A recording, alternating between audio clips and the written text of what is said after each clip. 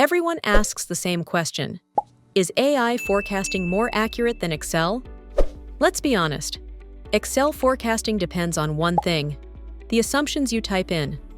Excel is powerful, but it's easy to break and hard to keep updated every week.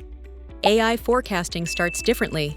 It reads your real data, then builds a model that updates automatically. AI is great at patterns, seasonality, trends, and changes in customer behavior. But AI isn't magic. If your data is messy, the forecast will be messy too. So we tested both, Excel versus AI, using the same history, then comparing to real results. Excel did well when assumptions were stable, but struggled when the business changed suddenly.